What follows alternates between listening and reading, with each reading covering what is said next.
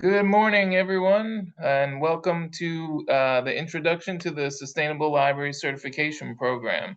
My name is Alex Blend. I am the Sustainability Coordinator for the Sustainable Libraries Initiative, and happy to be with you all this morning. Glad you could all join us. Um, During this webinar, you will learn about the Sustainable Library Certification Program, aka the SLCP. After an overview of the SLCP, the benefits that you may receive as a member of your partner library association, you're going to hear from two speakers whose libraries completed the certification program and who will describe their journey and share their library's experience. Oops. So, a little bit about the SLI for those of you who may not have been on our webinar on Monday. Um, we're here to support library leaders make choices that are good for the environment, fair for people, and realistic for budgets, all with the goal of helping communities thrive. The Sustainable Libraries Initiative gives libraries the tools and resources they need to make sustainability a core part of their work. And since launching in 2015 as a part of the New York Library Association, the SLI has grown quite a bit as an organization with over 400 members in 39 states and partnerships with now 9 state library associations. And you can see the different logos here. Hopefully, your state library association is represented on this slide. Um, We've also connected with national organizations, and some of you may be members of the Association for Rural and Small Libraries, as well as the Association for Research Libraries. So, what are the characteristics of a sustainable library? Sustainable libraries are strong and authentic institutions that live their values out loud, are catalysts for social cohesion and civic participation in their communities, working on climate mitigation by reducing greenhouse gas emissions, and are active participants in climate adaptation. Now we have this cool Venn diagram looking image here. This is the triple bottom line concept. So when we talk about sustainability, we focus on what's known as the triple bottom line, which is environmentally friendly, socially fair, and financially responsible practices. And libraries are in a unique position to lead the way, not only by modeling practices, but also by helping their communities learn about resilience and building a sustainable future together.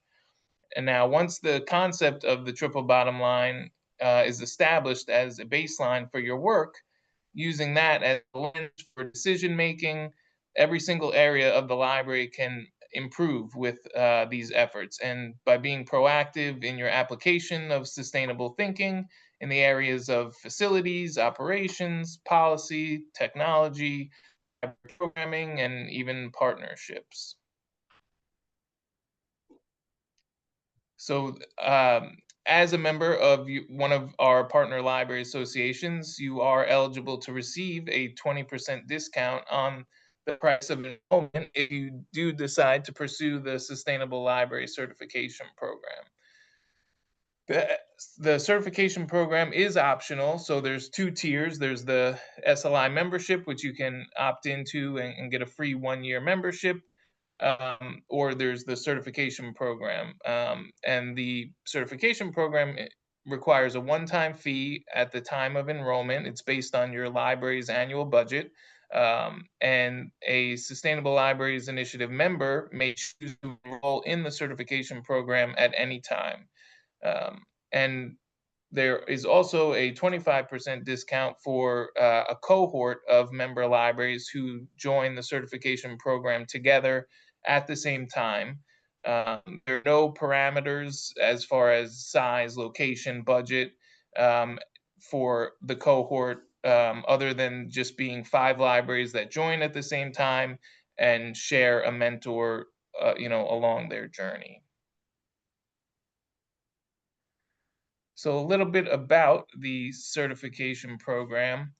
and I'm going to refer to it as the SLCP and the Sustainable Library Certification Program interchangeably. So just a heads up. So the SLCP helps libraries put sustainability into practice by offering step-by-step guidance, resources, and community support. Members receive mentorship, access to monthly meetups with peers, and tools like the action item form to track their progress towards certification. And you can see on this slide in the computer there, that's kind of a little sneak peek at what the framework of the certification program looks like. Earning certification highlights a library's leadership and commitment to building a more sustainable future for its community. A common question that we get is, what is the time frame? Is there a cutoff? The general time frame to complete the certification program is 18 to 24 months. However, some libraries complete it in maybe 3, 4, or even 5 years. Once you have enrolled and paid for the certification program, there is no deadline. You have as long as you need to get certified. And also, your certification fee also pays for 1 year of membership. This slide gives you a little look at the different categories that are within the framework and the action item form, and you can see by public, academic libraries and library systems, as well as for school librarians. And the SLCP provides a framework for how organizations can best achieve their goals. It provides measurable guidelines that relate to governance and policy, information technology, facilities, waste, procurement, community, collections, staff, finance, and innovation.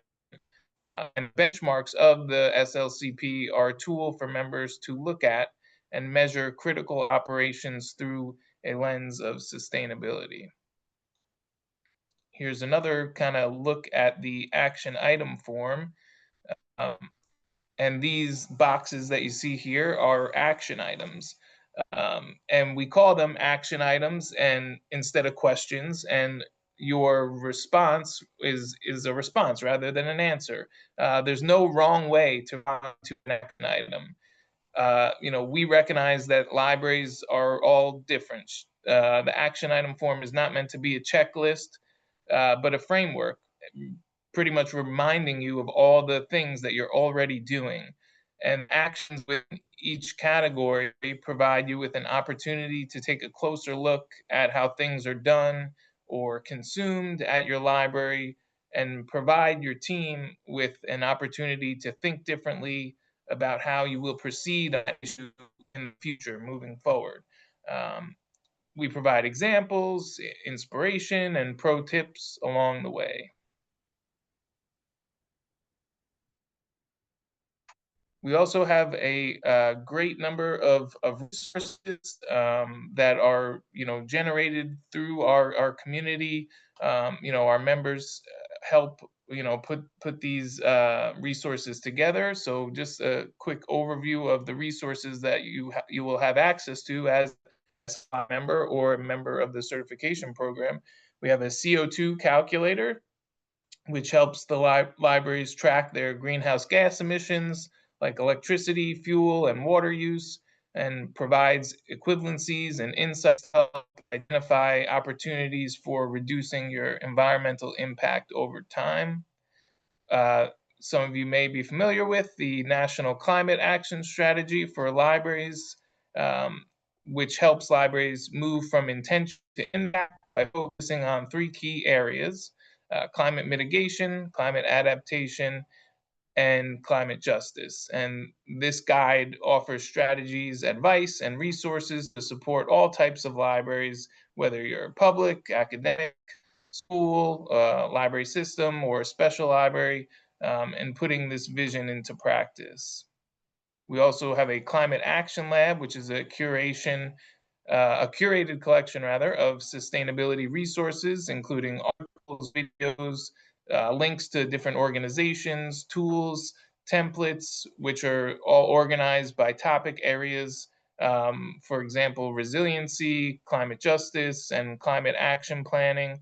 And the Climate Action Lab is designed to help our members deepen their sustainability work with practical, ready to use materials. We also have a number of sample policies to guide you on either updating or creating new policies that embed sustainability values into your library's culture, ensuring long term commitment to a sustainable future. We also have a member driven collection of sustainability focused program ideas, shared and curated by fellow libraries to inspire and support your own community programming. We have a nice selection of recordings from our monthly SLCP meetups and quarterly webinars, which cover a wide range of sustainability topics, tackling action items to exploring green jobs, seed libraries, sustainable programming, and much more.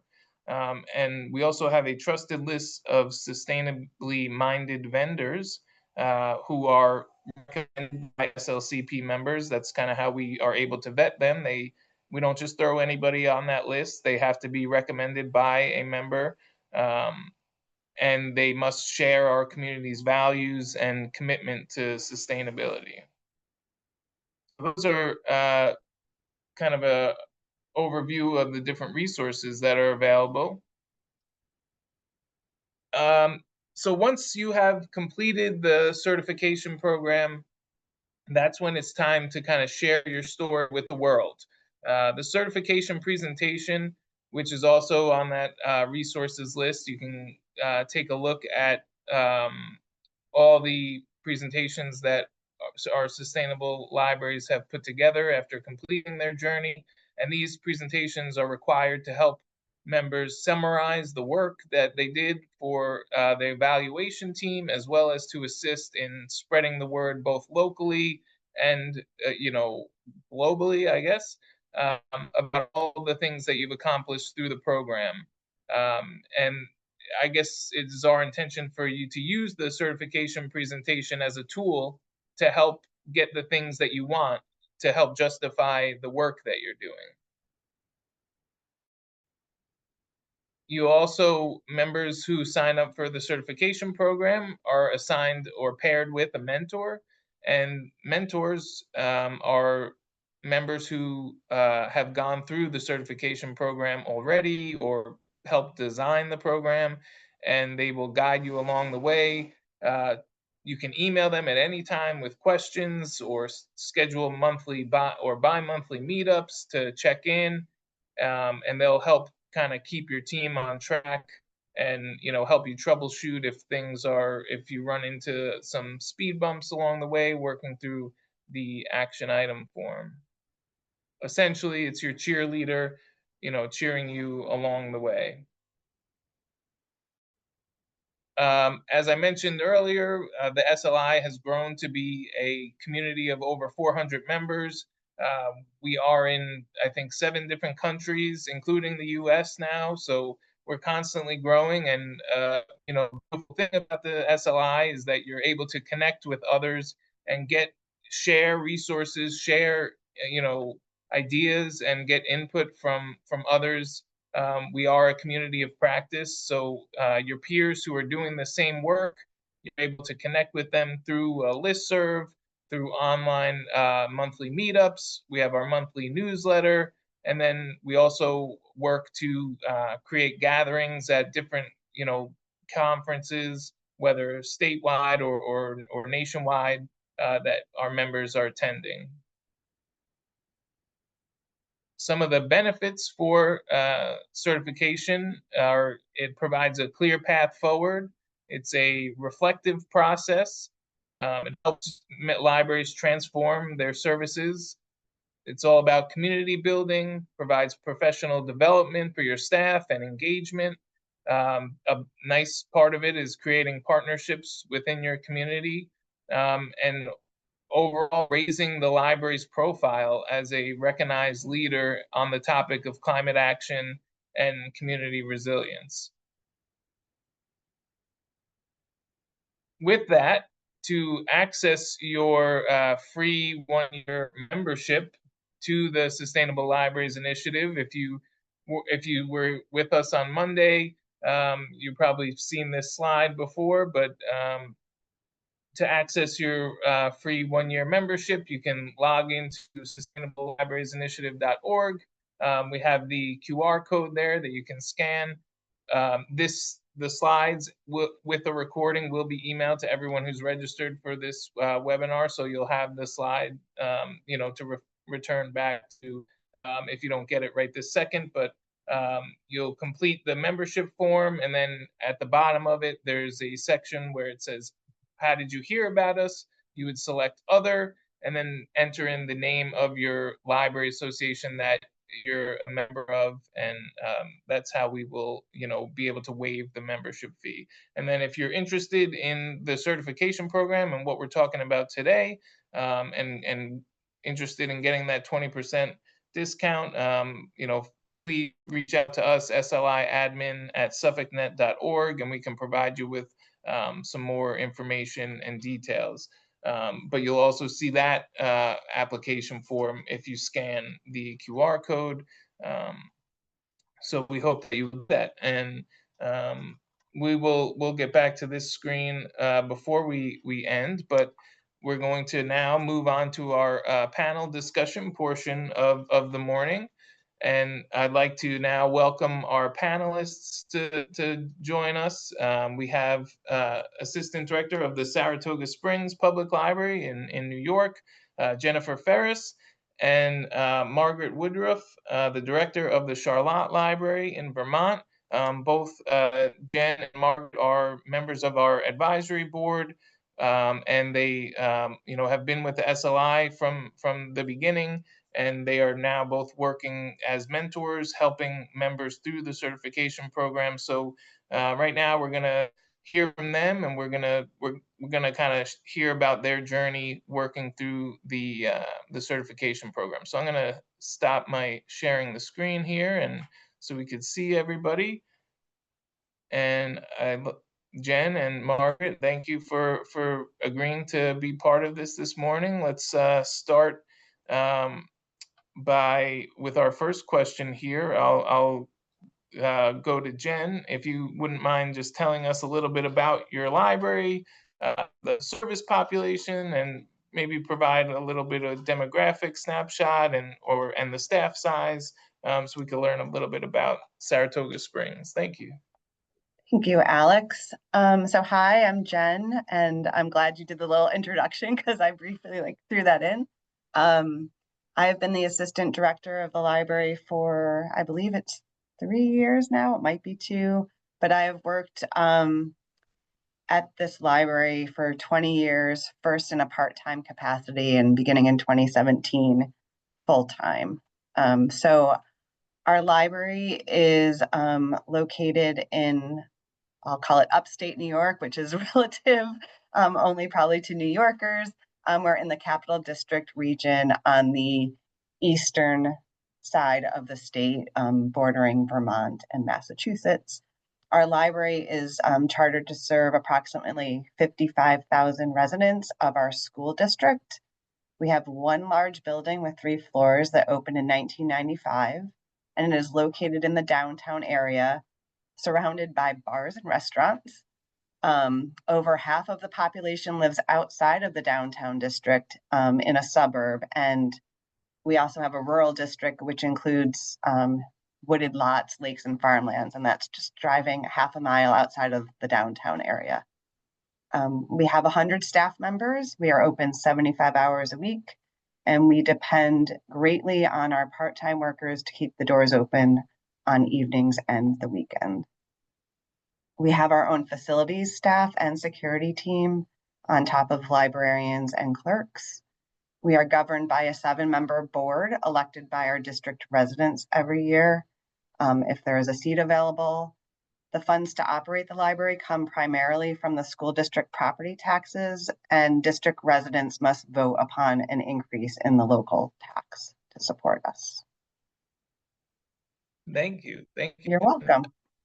Margaret, same question to you. If you could just tell us a little bit about the Charlotte Library. Sure. So the Charlotte Library is located in Charlotte, Vermont.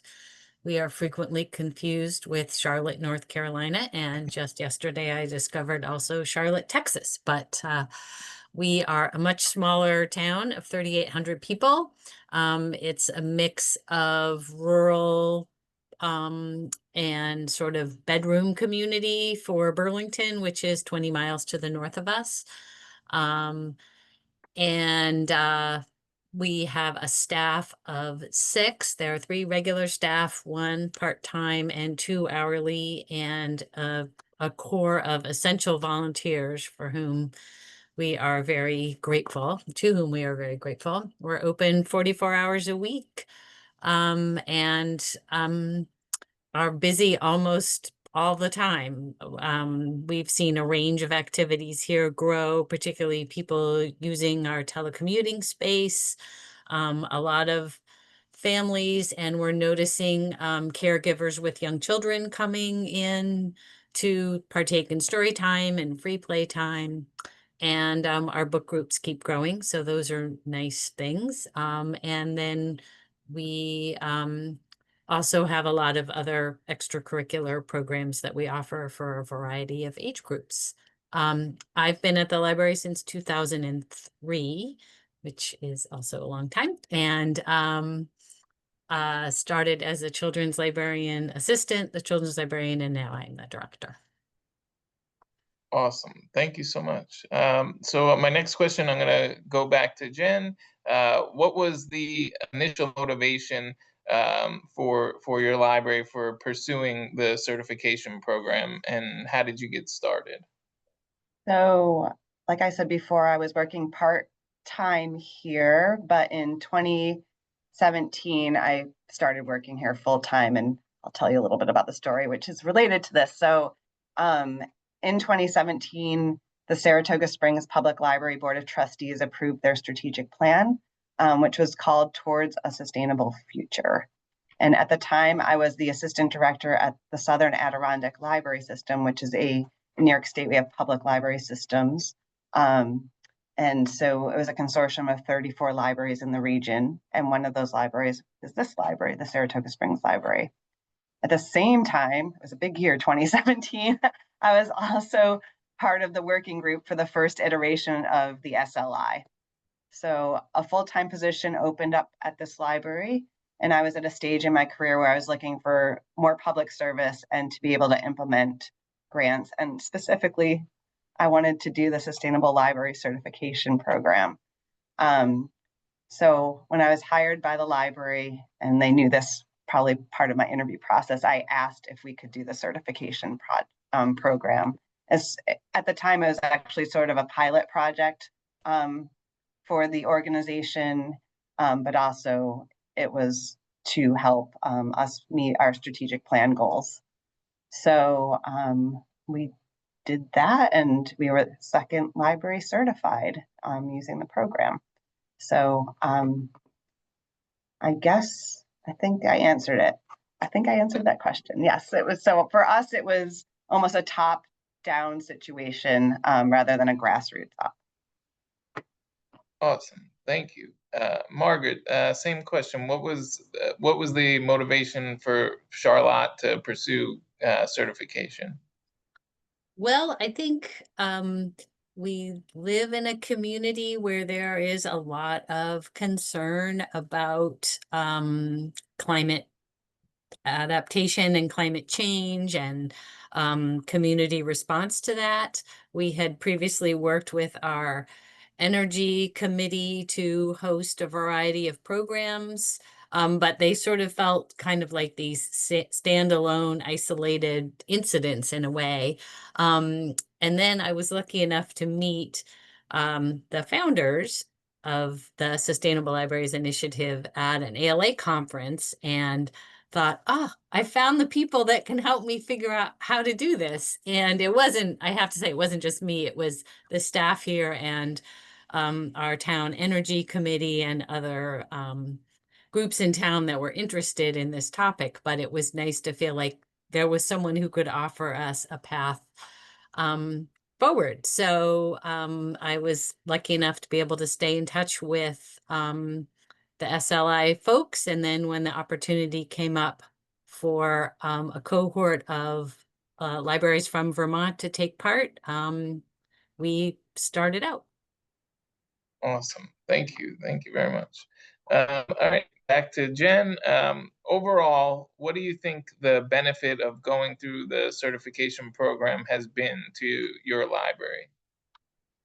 So I don't know about overall, but I will, I have to say that it makes some decisions easier. So like now we don't have to wrestle with our whys and why nots. Like this is part of our, so I guess a benefit of it is it becomes just part of the fabric of your library. It's almost second nature, your decision-making process. So a recent example of this is we have a strip of asphalt connecting a parking lot to one of our pathways. And the lot was a public lot when the building was here, and it made sense to have this connector path. But the city sold the lot a couple of years ago to a private investor who charges now to park in that lot. So the demand to actually park there has diminished, except for during probably off hours for people who want to be downtown closer to the bars and restaurants.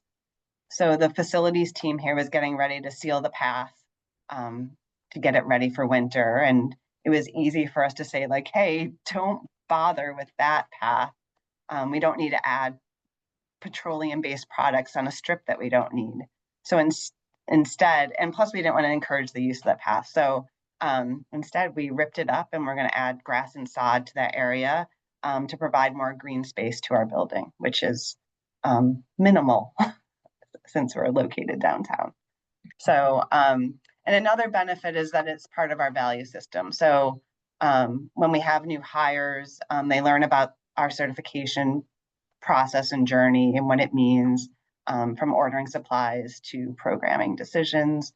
And we still call it a green team, but we have one. So if anyone is ever interested in joining it, that's another opportunity to get involved in the library. Great. Margaret, what kind of benefits have you found at the Charlotte Library from going through certification? Well, I think a lot of it would echo Jen's experience and comments. It certainly pulled our staff together. We had a core team, but everybody on our admittedly small staff knew that we were doing this, and it sort of became the mindset to think about things, for ordering copy paper or paper towels or pencils or craft supplies. Can we reuse some things that we've already got? I think that is it was just really nice to see that kind of happen without it being too deliberate or too top down, sort of as a mandate, but that everybody kind of sort of came together with that. And as Jen also said, that it was a framework for getting the work done. And now there are it's just automatic that's sort of how you think about doing things. And I think that sort of establishes an institutional pattern for the future as well. And I think that's really helpful from the board, down to all of us on the staff. Thank you. Our next question for Jen, back to Jen. What were some of the challenges that you faced along the way? So I have to think back because it was a couple of years ago now. But I remember I guess it's almost advice to, like, if you're going through the process, you never know what your obstacle is going to be. And for us at the time, it was we still have water delivered to us due to the type of water situation we have in Saratoga Springs. You would think, yes, the spring water, but no, we are actually in the gut/valley of the city, and we get so much mineralization collecting in our pipes that it's and other things. So we're still getting bottled water. That's still a challenge that we're working on. But so we had little paper cups. Well, yeah, paper cups and sometimes plastic cups on the side so that people could just take one and grab a drink at the water cooler. And, I remember we were in a meeting talking about like, what's the simple low hanging fruit we can get rid of? And it was getting rid of the cups. Like you have to bring your own. We have mugs. Almost everyone brings a water bottle. Like, and so when we said we're not purchasing anymore, there was an uproar. And that was like one of our first, like, really, we're gonna be upset about like cups when we have mugs. So that was a little challenge in the beginning, and that might have actually been our biggest challenge. But currently, like with the pandemic, we were certified prior to the pandemic. We have had a whole changeover in staff almost. I mean, it's amazing. I never thought that this place is so revered to work at that I never thought we'd see such changeover, but it did happen. And so it set us back a little bit. Every once in a while, I'll still see some single-use water bottles at programs. I'll see some Amazon orders that make me take a big, deep breath because I know that the stuff is going to wind up in a landfill. But when I look, at the big picture, I can take a deep breath and see that it's okay. Like some of these things are okay. Like children need to learn fine motor skills. We haven't figured out a reward system for summer reading program for the little kids yet, besides giving them something. They're not going to be as happy with, an experience somewhere else or a book necessarily. And adults need to combat loneliness and make connections. So, sometimes if it's a plastic something or other for a craft, it's okay. And we just are showing that we still have room to improve. We're super imperfect at what we're doing. But again, we do all have that mindset. So someone, even though they might go and buy, I'm not going to say glitter, but let's pretend it's glitter because glitter is definitely banned here for so many reasons. They were thinking about it, and it's about that thought process and, and trying to perhaps do better the next time. Yes, that you make a really good point. It's not about, perfection, it's constantly, just improvement along the way.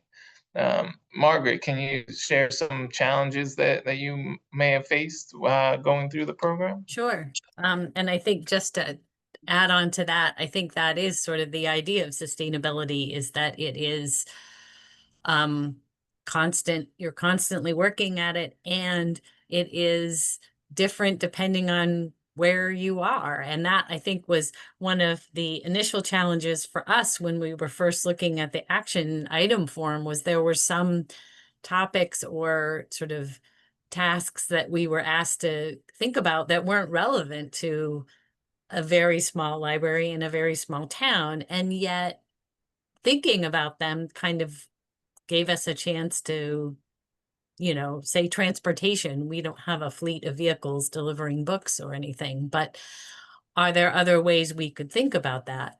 I think the biggest challenge for us overall was the policy challenges, just because that is a big topic and it's more theoretical.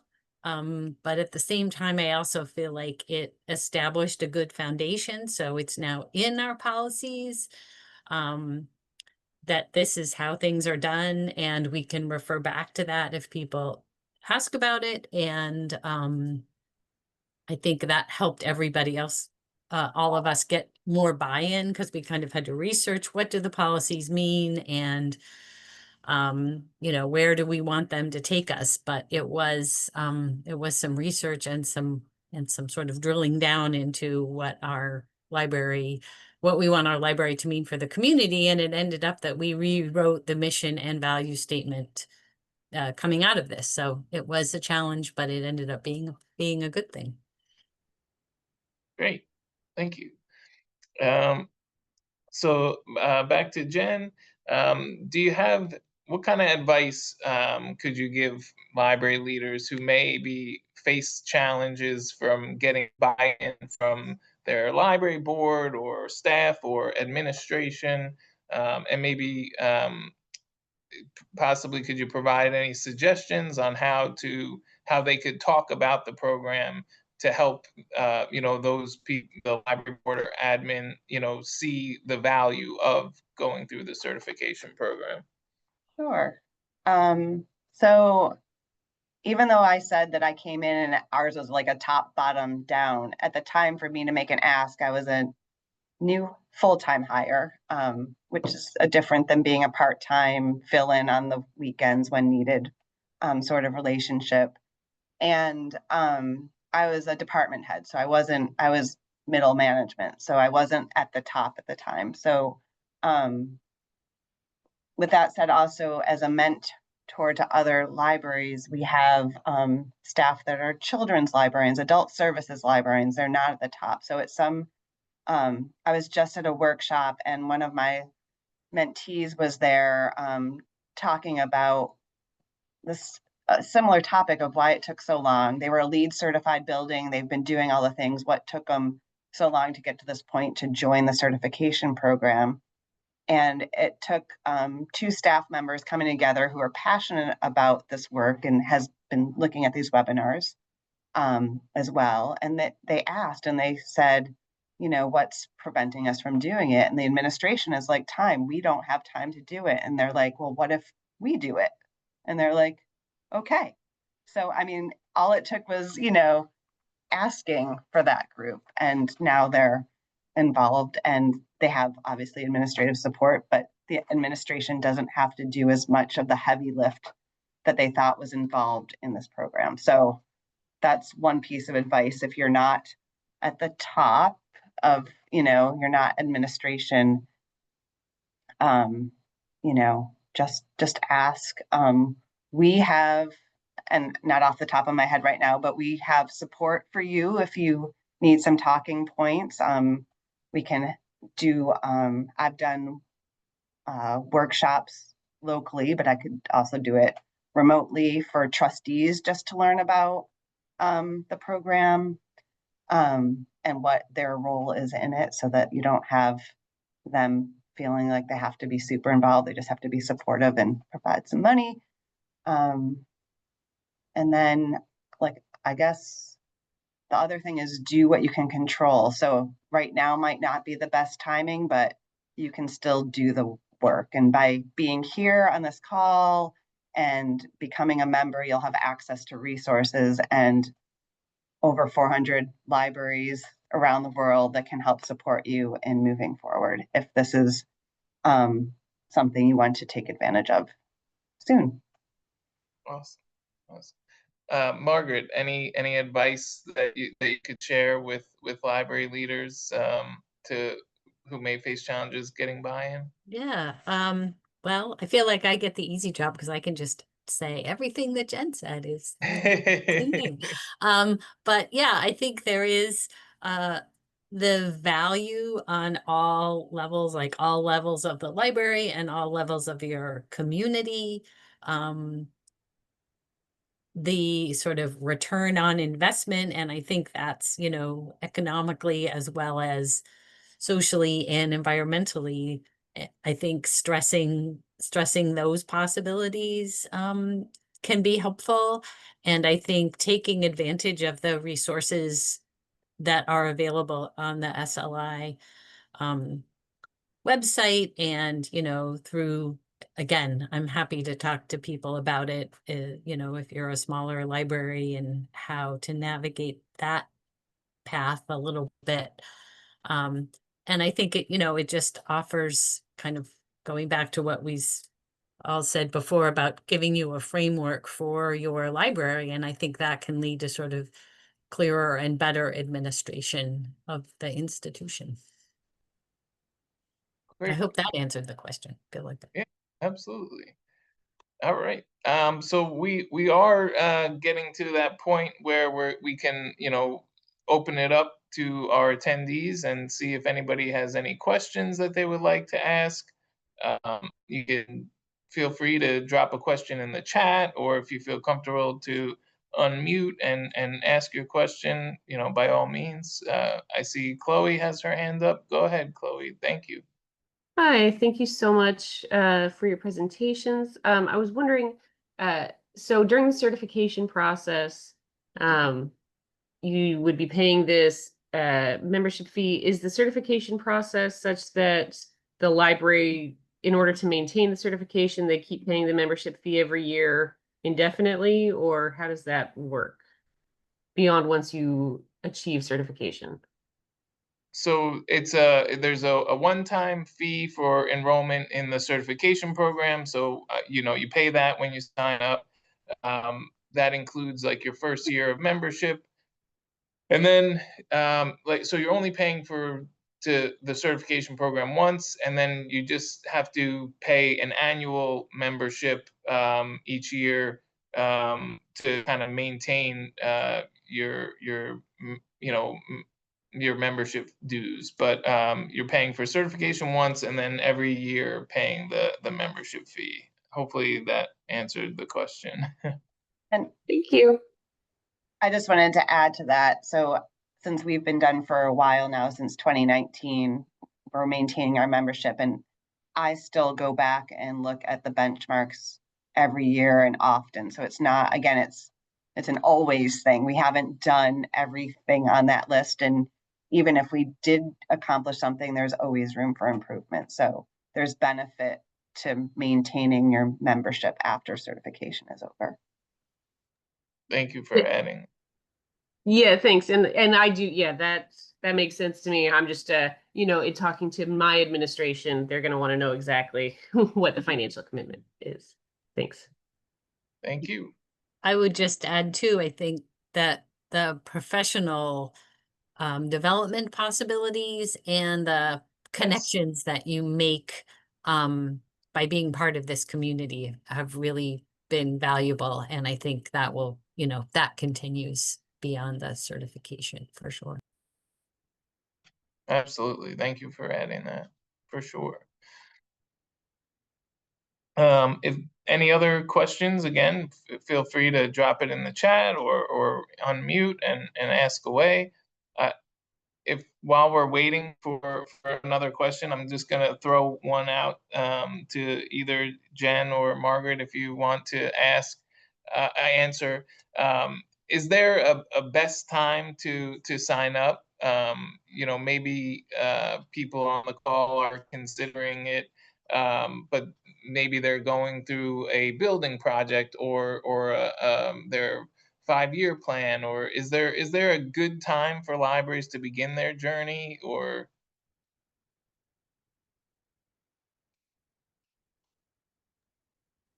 Part of our journey took place as we were redoing our strategic plan, and it was again, having that framework was very helpful. And there are some great resources on the website about sort of developing a strategic plan that ended up guiding the work that we did on that. So I would say don't be afraid to start because it could be helpful as you're embarking on a project. And I think also knowing that it isn't like, oh, and we have to finish the certification, in 9 months or something. No, you have the time you need, and it can help you on the way. Thank you. Christine, you had a question about leadership transition? Hi, I couldn't find my little hand raise icon. It's okay. So I've known about the program for a while, and my new position that I've moved into, I've been in about 2.5 months. The previous director started the certification, and I've gone to a couple of the meetings or whatever, but I'm just looking for do you have any advice, or is there, I guess, advice on the best way to kind of ease that transition to figure out how to pick up where the prior person left off? Because I can imagine it's, it's a lot, right? And I understand it, but I want to make sure I'm doing it efficiently and figure out we're going right now, this month with the board, I'm going through our strategic plan and what's been done with that. We're about halfway through. that process, and then next month they want to talk about like where we're at with SLI and the certification process. So I'm just looking for, you know, advice on if anybody's gone through that leadership transition issue. I have not gone through that, but I have mentored people. And Margaret, I'm going to say that you've mentored too, because you have meetups all the time. We've seen there has been turnover, especially when people have started the program or the process, and yes, and then there's a new director, let's say. So I was actually Margaret's mentor, and at one point I told her, write out your notes for like the next director sort of thing. Like, don't put shortcuts in when you're doing your action items, just so that if somebody else is reading it, they might understand what you're doing. Sometimes that doesn't, it usually doesn't happen, but it came to me like that's a good way to write out your notes for the action. So without that information, Christine, I would talk to your mentor. They might know a little something about what's going on. And it's not, unfortunately for you, even though you've been following along, starting from scratch is not a bad idea either, because then it's a new process together with the new group. So Thank you. you're I think welcome. I definitely have notes and things that I need to still go through. So I just figured ahead of that, I'd try to get any words of wisdom that I can. Thanks. Thank you. Any other questions, anybody?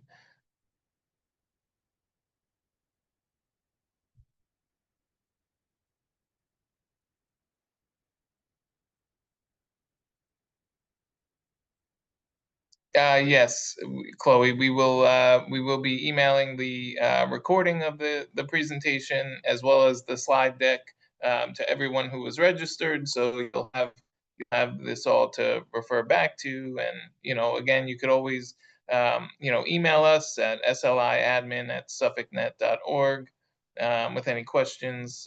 You know, we're happy to help with anything.